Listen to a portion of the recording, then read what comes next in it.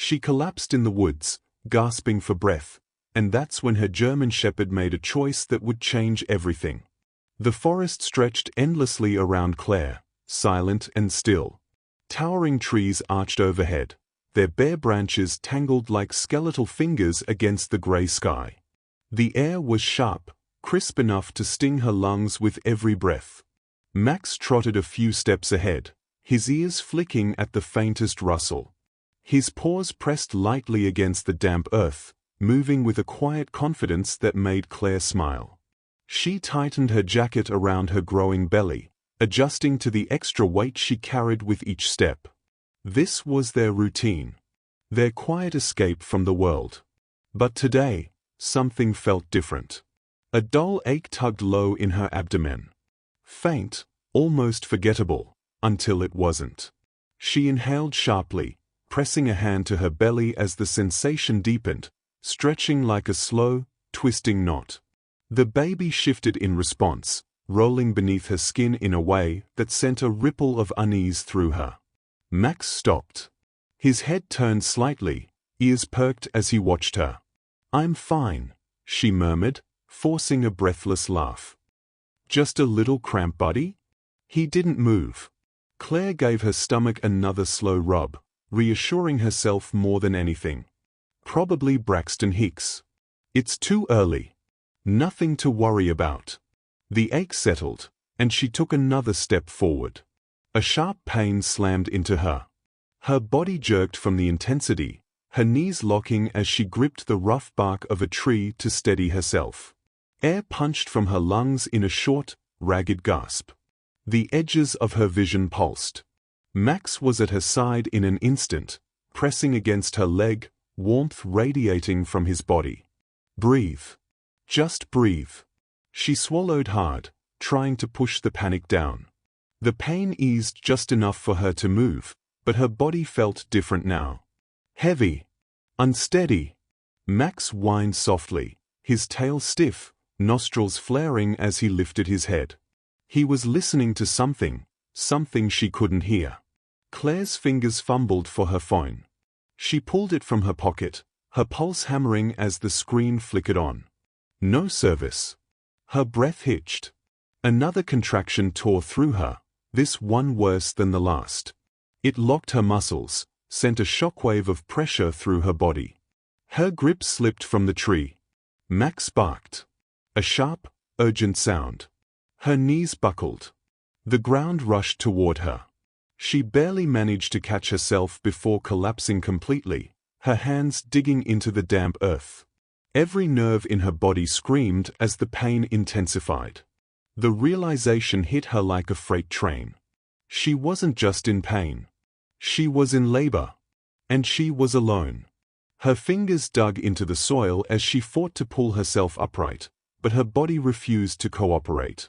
The contractions were coming too fast now, stronger, unforgiving.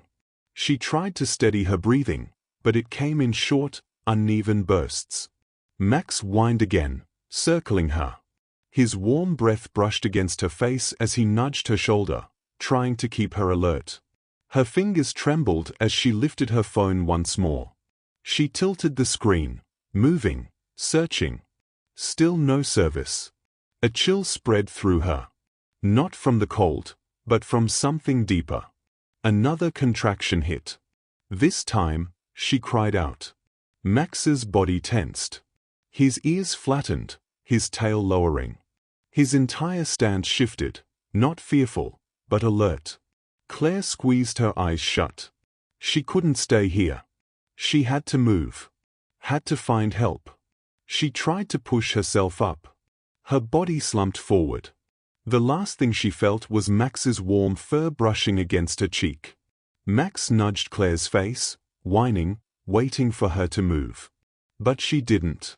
His ears twitched, scanning the silence around them. His breathing quickened. Deep inside him, instinct screamed, she was in trouble. And no one was coming to save her. Unless he found help himself. Max nudged Claire's cheek again, his wet nose pressing against her skin. Nothing.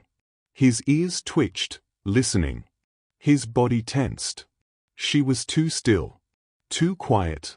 His tail lowered, a whimper catching in his throat. He stepped back, circling her limp form, eyes darting to the trees. The world around them felt wrong. Claire's breathing was shallow, her chest barely rising. Her face was pale, her lips dry. The scent of her sweat and something sharper, something unfamiliar, clung to the air. He barked. A deep, sharp sound that should have carried far. Should have made someone turn their head. Should have brought help running. But the forest swallowed it whole. Nothing answered. Max's ears flicked forward. His nose flared. The wind whispered through the trees, rustling the brittle leaves, but there was no movement beyond that. No voices. No footsteps. No help. A growl rumbled low in his chest. He stepped closer, nudging Claire again, harder this time. Her head lolled slightly to the side, but her eyes didn't open. A soft sound escaped her lips, too weak, barely there. Panic tightened in his throat. Max lowered his head, pressing his ear to her chest. He listened. Thump thump, thump thump. Faint. Too faint. His heartbeat pounded against his ribs. He circled her again, faster this time, his paws pressing deep into the damp ground. His breaths came quicker, muscles coiled tight. He barked again, louder, more frantic. Still, nothing. He stopped. His body went rigid, ears standing high, nose tilting to the air. A deep, primal instinct settled inside him. He had to make a choice. Stay, and hope someone comes? Or run, and bring help himself? Max looked down at Claire one last time. Her breathing was even shallower now. Too slow. The air around them had turned colder, creeping in like a silent threat. Time was running out. His tail stiffened. He made his decision. Max turned, then launched forward. His paws barely touched the ground as he tore through the forest, weaving between the trees with practiced agility. His body moved on instinct, his mind focused on one thing: find someone. The wind pressed against him, pushing back, but he didn't slow. He leaped over fallen branches, dodged jagged roots, his breath coming fast and hard. Every muscle in his body burned, but he refused to stop. The terrain blurred past him. His ears twitched at every sound, the snap of a twig, the distant rustle of leaves, but nothing human. No voices. No signs of life. Doubt crept in. Had they gone too deep? Was he running the wrong way? No. He couldn't think like that. Max pushed harder. His lungs burned. His legs screamed. But he didn't stop. He couldn't. Somewhere, someone was out there. He just had to reach them. He just had to be fast enough. Then, just ahead, Max's ears snapped forward. A sound. Faint, distant, but real. His heart pounded as he veered toward it, hope surging through him. He had one shot at this. And he wasn't going to fail. Max ran. His muscles screamed. His lungs burned. His paws pounded against the uneven ground, pushing through fallen branches and thick underbrush. The forest blurred past him, shadows stretching in every direction. But he didn't stop. He couldn't. Claire needed him. The trail was familiar, one they had walked together countless times. But now, every step felt like a battle. His paws slipped against damp leaves, his breath coming in short, sharp bursts. He leaped over a fallen log, barely clearing it before landing hard on the other side. He kept going. Ahead, the trees began to thin. A memory flickered in his mind. Just beyond this clearing, past the old footbridge, there was a cabin. A place where voices carried, where warmth spilled from inside. A place where help might be waiting. Max pushed harder. The bridge came into view, weathered planks, damp and slick from the mist in the air. He bounded onto it, paws skidding as the wood groaned beneath his weight. The world felt like it was tilting, his exhaustion clawing at him, but he forced himself forward. One step. Another. Then, light. Faint, flickering through the trees. The cabin. Max's ears flicked forward. A distant hum of movement inside. The creak of a chair. The low murmur of a voice. Someone was there. Hope surged through him. He ran faster. Inside the cabin, Henry Carter sat hunched over a small fire, hands wrapped around a steaming mug. The old man exhaled slowly, letting the warmth soak into his fingers. His joints ached, but the quiet out here, it was peaceful. He stared at the flames, lost in thought. Then, barking. A sharp, frantic cry from outside. Henry frowned. He set his mug down and pushed himself up, his knees popping in protest. Another bark. Closer. Desperate. He crossed the room and unlatched the door. Cold air rushed in as he swung it open. And there, standing in the dim porch light, was Max. Panting. Eyes wild. Fur bristling with urgency. Henry blinked. "Well, I'll be," he muttered. "Aren't you Claire's dog?" Max barked again, tail stiff, muscles trembling. He took a step back, then forward, then back again, his whole body pulling toward the woods. Henry's gut twisted. Something was wrong. "Where is she?" he asked, stepping out onto the porch. Max whined, pawing at the ground. Then he turned and bolted toward the trees. Henry hesitated for only a second. Then he grabbed his coat, his flashlight, his old paramedic bag, and followed. Max ran ahead, his body moving with new urgency. Henry followed, his boots crunching against the earth. The night stretched around them, vast and unforgiving. And somewhere in the darkness, Claire was waiting, but was it already too late? Max tore through the trees, his breath ragged, his body aching. But he didn't slow. Henry was right behind him, his flashlight beam bouncing wildly as he ran. His old legs weren't as fast as they used to be, but the urgency in Max's frantic pace pushed him forward. "Hold on, Claire," he muttered under his breath, his heart hammering. "Just hold on." Then, through the shifting shadows, he saw her. Collapsed. Motionless. Max skidded to a stop, whimpering as he nudged Claire's arm. She stirred, just barely, her lashes fluttering. Her breathing was shallow, her face damp with sweat. Henry dropped to his knees beside her, his mind shifting into old instincts. He fumbled for her wrist, pressing his fingers against her pulse. Weak. Too weak. "Claire," he called, shaking her shoulder gently. "Can you hear me?" A weak nod. Then, a pained gasp. Her whole body tensed, her fingers digging into the earth beneath her. A sharp cry tore from her lips. Henry's breath caught. "No." He reached down, pressing his palm to her stomach. Tight. Hard as stone. Another contraction. Another sharp, breathless sob. Henry felt ice settle in his veins. She was in labor. And she wouldn't make it to a hospital. "All right," he breathed, his hands steady even as panic clawed at his throat. "All right, Claire. We are doing this here." She whimpered, her body trembling. "No. I can't." "Yes, you can," Henry said firmly, adjusting his coat around her. He turned to Max, who stood tense, ears flicking between them and the darkness beyond. Watching. Waiting. Henry swallowed hard. "We need help, boy?" Max's ears flattened. His body shifted like he was ready to run again, ready to bolt into the night to bring someone else, anyone else. But there was no time. Henry exhaled sharply and turned back to Claire. "Listen to me," he said, locking eyes with her. "You need to push." Tears welled in her eyes. I'm scared."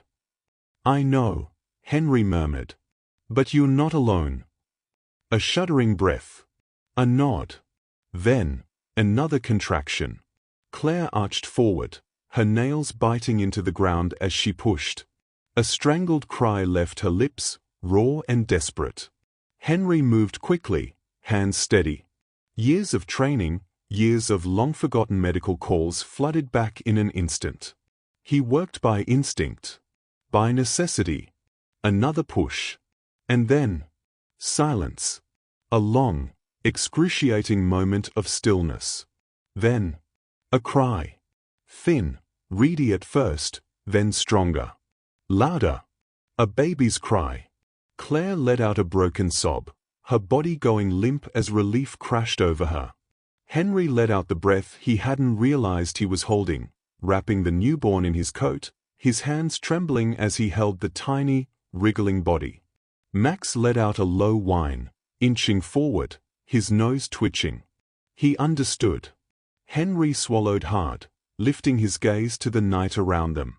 The air was thick with quiet, with exhaustion, with something unspoken. They weren't safe yet, but they had made it this far. And Max had gotten them here. Henry wiped his forehead, his pulse still racing. The baby's cries filled the night, but Claire's breaths were uneven. They had survived this moment, but they weren't out of danger yet. And now, the real fight had begun. Headlights pierced through the trees. A low hum of engines. Voices, sharp, urgent, cut through the quiet. Help had arrived. Max didn't move. He stayed pressed against Claire's side, his body curled protectively around her. The baby, swaddled in Henry's coat, let out tiny, soft whimpers. Claire was barely conscious, her breaths shallow, her fingers weakly curled in Max's fur. Then, hands. Strong hands. Lifting. Checking. Voices murmuring words she couldn't quite process. She's severely dehydrated. BP's dropping, move, now. Claire felt herself being lifted onto a stretcher, the world tilting around her. The weight of exhaustion pulled her under, her body too drained to fight it. Max whined, trying to climb up after her. A medic held out a hand, gently pushing him back. Easy, boy. We got her. But Max didn't leave. He followed. Step for step. Even as they lifted Claire into the ambulance. Even as the doors shut with a heavy clang. Max sat there, ears twitching, watching the taillights fade into the night. Hours later. A steady beeping. Soft murmurs of voices. The faint scent of antiseptic in the air. Claire's eyelids fluttered open. For a moment, everything was a blur. The dull glow of fluorescent lights, the crisp sheets tucked around her, the 4-line taped to her arm. Then, a weight. Warm. Familiar. She blinked, tilting her head. And there, curled up at the foot of the hospital bed, was Maximum. His fur was ruffled, his body relaxed but alert. He lifted his head as she stirred, his dark eyes locking onto hers. Claire's throat tightened. You stayed, she whispered. His tail thumped softly against the mattress. A nurse stepped in, offering a gentle smile. He wouldn't leave, she said, adjusting Claire's blanket. Sat outside the hospital doors for hours until we finally let him in. Claire swallowed hard.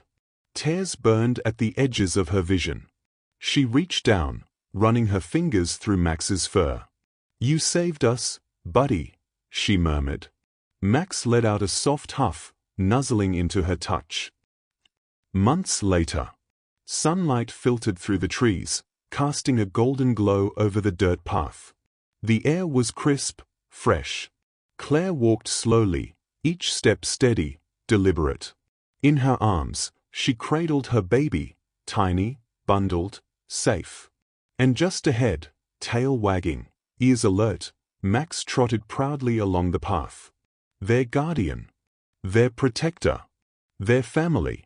Claire smiled, watching him turn back every few steps, making sure they were still there. She tightened her hold on her child, her heart swelling. They say dogs are man's best friend. She murmured. But some? They're nothing short of guardian angels. What do you think? Was this just instinct, or something more? Let us know in the comments, and if you love stories of heroic animals, don't forget to subscribe.